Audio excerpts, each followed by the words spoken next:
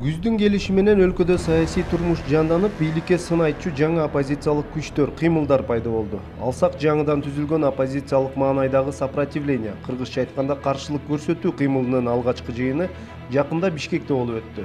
Кыймылдын аталышын жана анын символикасын эске албаганда негиздөөчүлөрдү жаңы жүздөр деп айтууга ооз барбайт. Анын курамын кадимки Катани деген кайман ат менен белгилүү Өмүрбек Субаналиев, мурдагы аскер прокурору Кубатбек Кожоналиев жана экс-депутат Бегалы Наргозуевдер түзөт.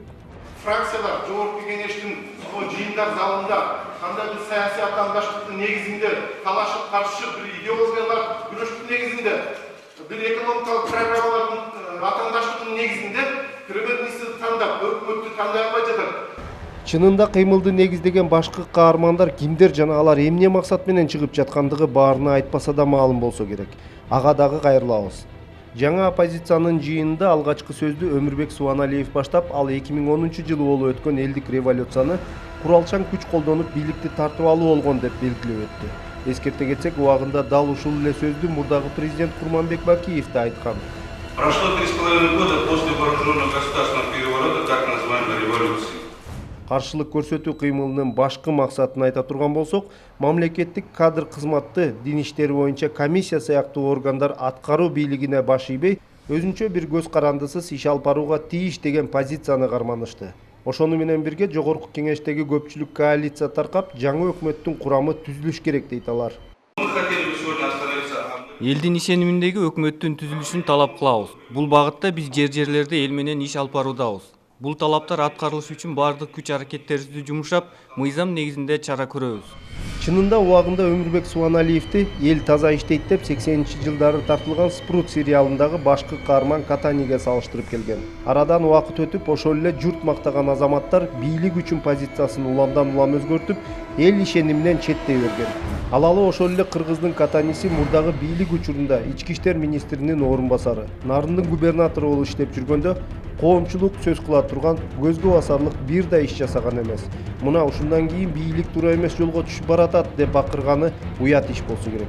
Саясий серепчи Жыргалбек Касаболотовдун айтымында өлкөдө оппозициянын классикалык үлгүсү эмес, мурдагы бийликтегилер менен азыркылар, бийликке келгендер же келбей калгандар деген сыяктуу гана каршы топтор бар дейт ал. Бийликке келүүнүн өзүнүн максаты болуш керек да. Биз келсек, анан мындай кылабыз, силердин кылып атканыңар могул жер туура эмес. Алган багытыңар туура эмес депчи. Андай айырмачылык, мындай өтө чоң масштабта бири-бири менен айырмачылык жок. Өтө ар башка көз караштардын жыйындысы болуп атат. Анан туруктуулук жок баягы көз караштарында булардын. Жаңы түзүлгөн оппозициялык сопротивление кыймылынын дагы бир татыктуу мүчөсү Бегалы Наргозуев жөнүндө айта кетпесек болбос. СНР авиакомпаниясынын ээси Бегалы мырза мурдагы бийликтин учурунда Ак Жол партиясынан депутаттык мандатты тагынып, ошол эле партиянын аталышындай Ак Жол гезитинин жылдын мыкты депутаты деген наам алганга жетишкен. Кыргыз руху гезитинин мониторинги боюнча жылдын мыкты саясатчысы болгон.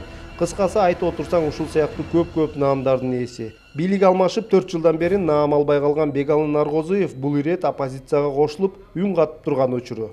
Парламент ошону өкмөттүн курамын аныктай албай атат. Премьер-министрди өзү фракциялар жогорку кеңештин жыйындар залында кандай бир саясий атаандаштыктын негизинде талашып каршышып бир идеологиялар күрөштүн негизинде бир экономикалык программалардын атаандаштыгынын негизинде премьер-министрди тандап өкмөттү тандай албай жатат. Кыймылдын 3-чү мүчөсү Кубатбек Кожоналиев, экс-аскер прокурору жана улуттук коопсуздук кызматынын жетекчисинин орун басары болуп эмгектенген. Дал ошол жылдары өлкөдө радикалдуу экстремисттик топтор баш көтөрүп, криминалдык чөйрө жанданган. Былтыр Ташиев, Мамытов, Жапаровдордун иши боюнча күбө катары сотто суралып жүргөн. Жаманбы жакшыбы ушул сыяктуу тарых таржымалы бар аты аталган инсандардын башын кайсы максат бириктирип турганы айтпаса да белгилүү болсо керек. Ал максат бийликке келүү. Андан да эң кызыгы бул жыйынга санаалаштарды колдоо максатында Равшан Жээнбеков, Кубатбек Байболов, Аликбек Жекшенкулов, Бектур Асанов жана жалгыз айым Чолпон Жакупова сыяктуу түбөлүк оппозиционерлер келишкен. Көз карандысыз серепчилердин айтымында жаңы түзүлгөн оппозициялык сопротивление кыймылынын ишмердүүлүгү эрте жанып эрте өчүшү мүмкүн. Анткени айрым бир экономикалык мүчүлүштүктөрдү эске албаганда, жалпы коомчулуктун массалык түрдө бийликке болгон нааразычылыгы пайда боло элек.